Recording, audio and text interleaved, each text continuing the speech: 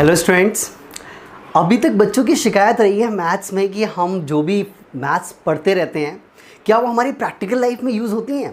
क्योंकि आप देखते होंगे बहुत सारी मैथ्स लाइक ट्रिग्नोमेट्री और भी बहुत सारी टाइप्स की मैथ्स हैं जो आप कहते रहते थे कि सर इसका कोई प्रैक्टिकल लाइफ में यूज़ नहीं है।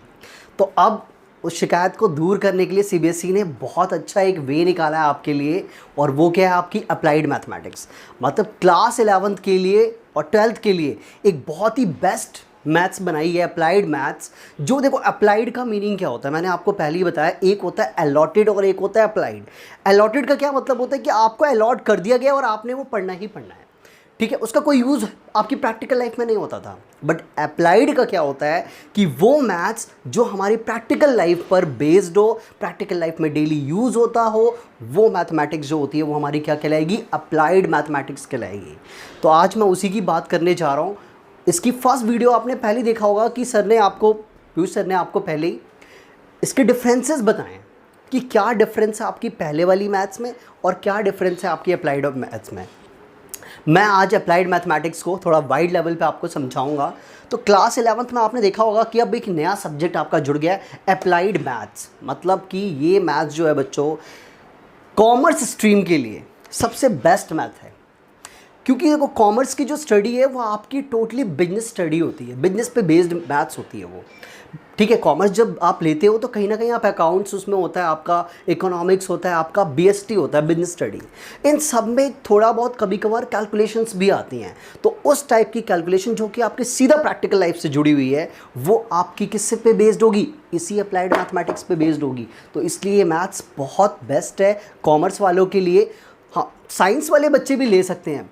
जो बच्चे साइंस में अगर चाहते हैं कि हम बायो लेके साथ साथ चलें और बायो के साथ हम इस मैथ्स को ले लें तो ठीक है, बेस्ट रहेगा आपके लिए, आपके ऊपर थोड़ा बर्डन कम हो जाएगा, ठीक है। बट अगर आप साइंस लेते हो तो आपके लिए जो मेन मैथ्स है वो बहुत बेस्ट है। मैं एक बार और रिपीट करूँगा कि साइंस वाले बच्चों के लिए जो फिज़िक्स जिनके पास है, क्योंकि फिजिक्स की कैलकुलेशन जो होती है वो सारी टोटली आपकी उस मेन मैथ पे बेस्ड है।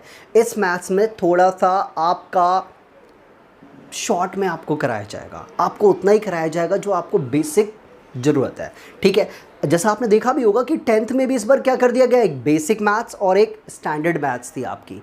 तो दोनों को आपने देखा होगा कि बेसिक मैथ्स का थोड़ा सा इजी सिलेबस था, इजी क्वेश्चंस आते थे, और स्टैंडर्ड के थोड़े टफेस्ट आते थे। तो यही डिफरेंस को देखते हुए इस बार सीबीएसई ने दो मैथ्स बनाई है 11th में, एक आपकी स्टैंडर्ड वाली और एक आपकी न्यू अप्लाइड वाली। तो अप्लाइड वाली मैथ जो है ना वो एक्चुअल में क्या क्या इसके फीचर्स हैं, क्या है वो ऑलरेडी आप फर्स्ट वीडियो में आप देख चुके होंगे। इसमें क्या देखा होगा आपने कि इट डेवलप्स क्या करती है आपके बिजनेस स्किल्स को, ये जो है ना आपके डेवलप करती है, डेवलप बिजनेस स्किल्स। अगर आप बिजनेस कर रहे हैं उसमें किस किस टाइप की कैलकुलेशंस की नीड होती है वो सारी आप इस मैथ्स को लेके आप कंप्लीट कर पाओगे। उसके बाद क्या है, ये आपकी प्रैक्टिकल मैथ्स है, ये प्रैक्टिकल मैथ्स है ये जो आप डेली यूजेस में भी इसका यूज़ करोगे। क्योंकि इस बार इसमें पढ़ना ही क्या है आपको, परसेंटेज, कैसे आप डिस्काउंट निकालोगे, कैसे आप कंपाउंड इंटरेस्ट निकालोगे, ये आपके रेगुलरी टैक्स कैसे आप, जीएसटी कैसे आप निकालोगे, मतलब सारी चीज़ें आप जो आपको प्रैक्टिकल लाइफ में यूज़ है वो आपकी इस मैथ्स में आपको सिखाया जाएगा, ठीक है। तो ये जो मैथ्स है ये और इसमें आप पता है आपको एक और सबसे इंपॉर्टेंट चीज़ क्या है, इसमें आप है ना डिस्क्रिप्टिव नॉलेज पढ़ोगे, descriptive knowledge of basic maths.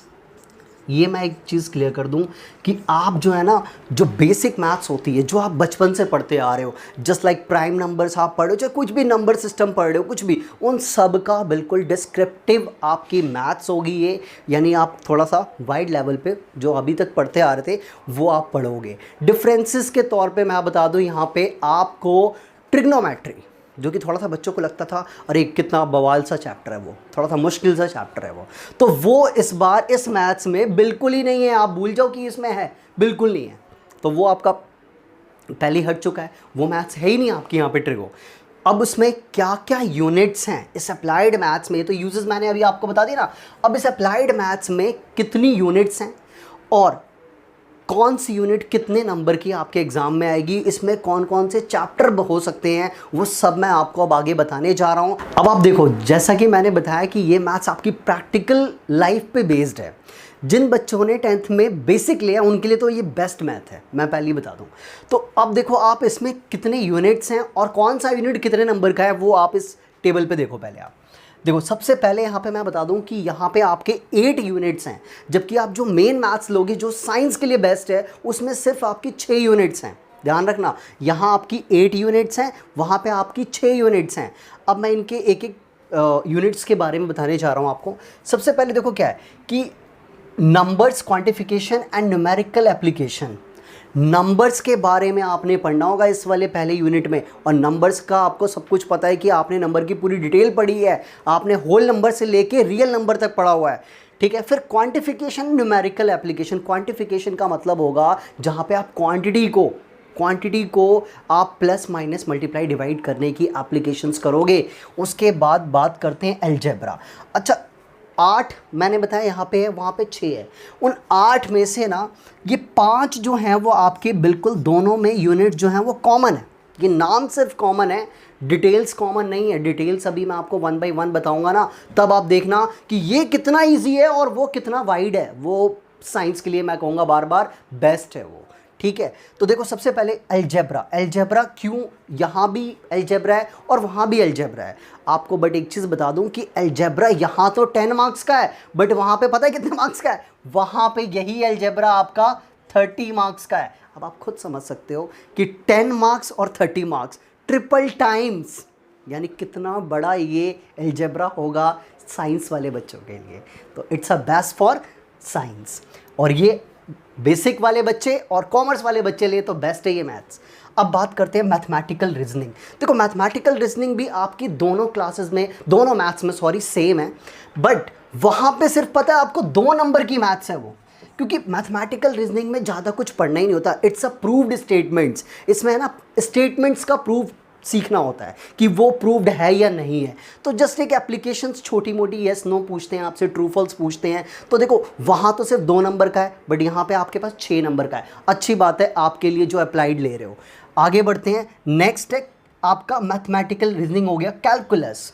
ये पोर्शन जो है ना यहाँ पे कैलकुलस, ये कैलकुलस पोर्शन जो है सिर्फ आप यहाँ पे 10 मार्क्स में पढ़ोगे और सिर्फ बेसिक कैलकुलस पढ़ोगे। बट एक चीज़ बताऊँ आपको, 11th और 12th में स्पेशली बता दूँ, 80 मार्क्स में से कैलकुलस अकेले 44 मार्क्स तक का आता है, यानी कि आप 50% सिर्फ कैलकुलस मैथ्स होती है। तो यानी कि वो वाली मैथ्स आप समझ सकते हो कि वो डिफरेंट क्यों है। तो ये सिर्फ थोड़ा सा आपने पार्ट पढ़ना है कैलकुलस का। बात करते हैं, एक नेक्स्ट कॉमन यूनिट्स है दोनों में, प्रोबेबिलिटी जो होती है वो आपने देखो 9th में पढ़ा मुझसे, 10th में भी आपने पढ़ा, बट 11th की जो प्रोबेबिलिटी है ना थोड़ी सी आपको डिफरेंट लेवल की है। क्यों डिफरेंट लेवल की? क्योंकि इस बार आप कुछ नए चैप्टर 11th में पढ़ोगे कॉम्बिनेटर्स के, जिसमें आप परमुटेशन एंड कॉम्बिनेशन पढ़ोगे, बायनोमियल थ्योरम्स पढ़ोगे, उन पे बेस मिक्स करके प्रोबेबिलिटी बनाई गई है। बट प्रोबेबिलिटी में भी डिफरेंस क्या है, यहाँ की प्रोबेबिलिटी आपकी जो है वो थोड़ी इजी होगी और उस वाले मैथ्स की जो प्रोबेबिलिटी होगी थोड़ी सी आपकी वो हार्ड होगी, ठीक है। वहाँ पे वो बायनोमियल थ्योरम का भी यूज़ होगा, यहाँ पे आपका नहीं है। आगे बढ़ते हैं, नेक्स्ट जो है ये कॉमन यूनिट नहीं है, डिस्क्रिप्टिव स्टैटिस्टिक्स। डिस्क्रिप्टिव स्टैटिस्टिक्स का क्या मीनिंग है?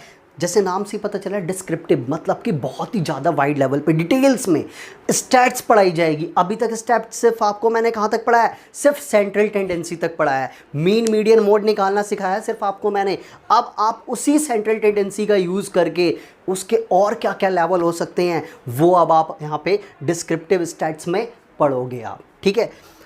नेक्स्ट है आपका 7th यूनिट जो है इसकी, वो है आपकी बेसिक फाइनेंशियल मैथमेटिक्स। नाम से ही लग रहा है ना, देखो बेसिक फाइनेंशियल मैथमेटिक्स, फाइनेंस में यूज़ होने वाला, यानी जब आप बिजनेस करते हो तो आपको अपने बिजनेस का सारा क्या बनाना पड़ता है कि आपने कितने का आपका प्रॉफिट हुआ, लॉस हुआ, क्या हुआ, किसको कितना आपने सामान दिया है या लिया है, किस रेट पे दिया, सारी कैलकुलेशंस आप इस बेसिक फाइनेंशियल मैथमेटिक्स में पढ़ोगे।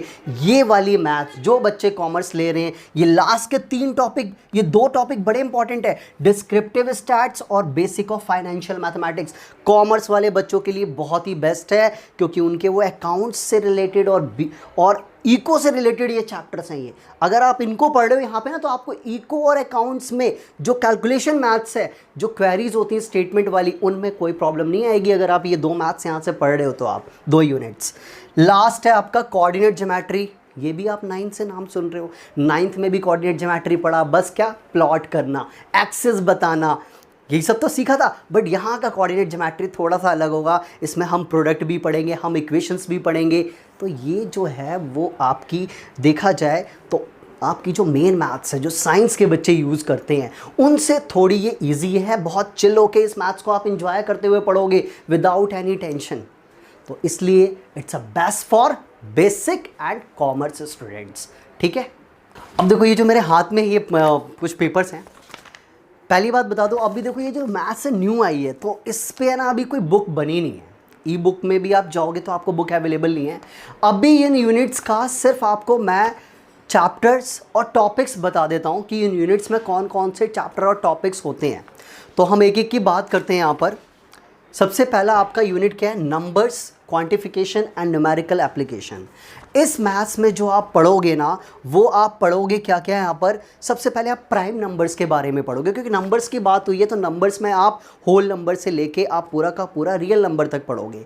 And the last its application, आपके जो क्वांटिफिकेशन एप्लीकेशंस हैं, इसमें आप average, clock and time, distance, work, mensuration, sitting arrangement, यानी कि ये जो टॉपिक है ना, ये जो 9 मार्क्स में है, अगर आप ये चीज़ सीखते हो तो जितने भी आप गवर्नमेंट कॉम्पिटिटिव एग्जाम्स देते हो तो ये सारे चैप्टर्स आपके कवर होंगे वहाँ पर भी। तो बहुत ध्यान से ये बेस स्टार्ट करना आप 11th में। सेकंड आपका जो है अलजेब्रा का है। मैंने पहले बता दिया कि यहाँ पे 10 मार्क्स का है, दूसरे मैथ्स में 30 मार्क्स का ही है आपका। तो इसमें क्या क्या है, सबसे पहले अलजेब्रा में क्या आता है, सेट्स। सेट्स के बारे में देखो, मेन मैथ्स में भी सेट का चैप्टर है। सेट का चैप्टर जो है दोनों में लगभग सेम है, कोई चेंज नहीं है, ये बात पहले बता दूं। सेट पढ़ोगे, टाइप्स ऑफ सेट पढ़ोगे, वेन डायग्राम पढ़ोगे, सारे टॉपिक्स आप पढ़ोगे। ठीक है, इसके बाद आपका आता है relation and types of relation, relation and types of relation. फिर आप इसके बाद यहाँ पे क्या पढ़ोगे, introduction of sequence series, arithmetic of geometric progression. अच्छा, आपने एपी पढ़ा है, अर्थमेटिक प्रोग्रेशन आपने 10th क्लास में पढ़ी है। इस बार आपको ज्योमेट्रिकल प्रोग्रेशन पढ़ना है, यानी कि जीपी पढ़ना है आपने। ठीक है, फिर क्या रिलेशन है एएम और जीएम में, अर्थमेटिक मीन में और ज्योमेट्रिक मीन में, ये भी आप इसमें पढ़ोगे। फिर आपकी बात करते हैं हम इसी टॉपिक में अलजेब्रा में कॉम्बिनेटर्स का टॉपिक पढ़ोगे, जिसमें आप कॉम्बिनेशन एंड परमुटेशन पढ़ोगे। ठीक है, फिर आपका थर्ड यूनिट है मैथमेटिकल रीजनिंग। मैंने पहले भी इसको बता रखा है कि ये आपकी सिर्फ 6 मार्क्स की है। इसमें आपकी प्रूव्ड स्टेटमेंट्स आपने पढ़नी होती है। ठीक है, और इसमें ऐसा कुछ ज़्यादा नहीं होता है, कंडीशनल्स होते हैं, वो ट्रू फॉल्स पे बेस्ड होते हैं। फिर आते हैं फोर्थ आपका यूनिट है कैलकुलस। कैलकुलस में आपने थोड़ा सा पढ़ना है, क्योंकि मैंने बताया कैलकुलस मैथ्स जो है 11th से आगे के लिए बहुत ही इंपॉर्टेंट मैथ्स है। आपको तो अप्लाइड में बहुत छोटे लेवल पे पढ़ाई जाएगी, बट ये बहुत ही वाइड लेवल होता है। तो इसमें आपको सबसे पहले फंक्शंस के बारे में, रिलेशन एंड फंक्शन वाला चैप्टर जो आपका उधर भी है, यहाँ भी थोड़ा सा पढ़ोगे। डोमेन, रेंज, कोडोमेन क्या होता है, ये सारा आप पढ़ोगे इसमें।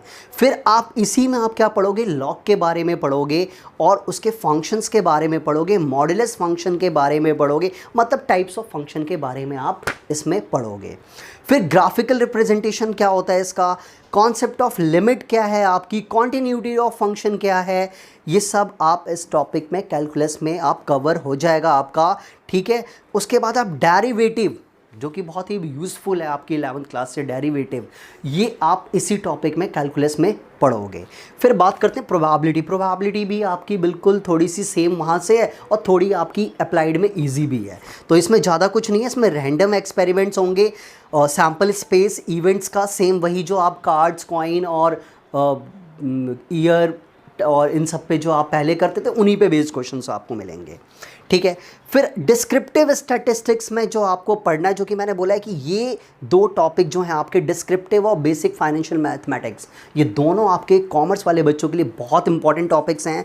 इसमें आप सबसे पहले डाटा के टाइप्स, फिर आप वही मीन, मीडियन, मोड, फिर आप इसके बाद इसमें डाटा का विजुअलाइजेशन, रिप्रेजेंटेशन, कोरिलेशन आप पढ़ोगे, जो कि आपकी इको से रिलेटेड होगी। इको में भी आप देखोगे कोरिलेशन का टॉपिक होगा आपका। फिर इसके बाद एप्लीकेशंस क्या क्या हैं यहाँ पर इसके टाइम के, वो आप इसमें पढ़ोगे आगे। उसके बाद है आपका इंटरेस्ट, ठीक है, एंड इंटरेस्ट रेट क्या होता है, ये सब कैसे फाइंड आउट करते हैं, ये सब आप यहाँ पे पढ़ोगे, ठीक है, बेसिक में आप पढ़ोगे। इसके बाद आता है आपका बेसिक फाइनेंशियल मैथमेटिक्स, जो कि 7 टॉपिक है। इसमें आप कंपाउंड इंटरेस्ट कैसे निकालते हैं, सिंपल इंटरेस्ट कैसे निकालते हैं, इनका क्या क्या अफेक्ट होता है, कैसे टैक्स निकालने हैं, कैसे आपने बिल बनाने हैं, कैसे आपने टैरिफ रेट्स निकालने हैं, कैसे फिक्स चार्ज निकालना है, सर चार्ज, सर्विस चार्ज, ये सब की कैलकुलेशन। इवन जो हम इलेक्ट्रिसिटी बिल जनरेट करते हैं वो बिल भी कैसे जनरेट होता है, या फिर सिंपल बिल मार्केट में जाते हो वो कैसे बनता है किसी डिस्काउंट पे, ये सब कुछ आप बेसिक फाइनेंशियल मैथमेटिक्स में आप पढ़ोगे डिटेल में। And the last coordinate geometry, इसमें आप थोड़ा सा मेन वाली मैथ से भी पढ़ोगे, और ये बहुत शॉर्ट है कोऑर्डिनेट ज्योमेट्री, ये 5 मार्क्स की है आपकी। इसमें आप स्ट्रेट लाइन की इक्वेशंस पढ़ोगे, सर्कल की क्या इक्वेशंस है, और आप यहाँ पे है ना सिर्फ अप्लाइड में सिर्फ पैराबोला के बारे में पढ़ोगे, हाइपरबोला और एक्लिप्स के बारे में नहीं पढ़ना आपने। तो ये इन शॉर्ट मैंने अभी आपको अप्लाइड मैथमेटिक्स के बारे में पूरी डिटेल दे दी है। जैसे ही आपके स्कूल ओपन होते हैं, ये मैथ्स की बुक आपके सामने आ जाती है, तो आगे इसके ऊपर मैं और वीडियो बना के आपके चैप्टर्स कवर कराता रहूँगा, ठीक है। तो आप ध्यान से पहले इस वीडियो को देखो पहले ये।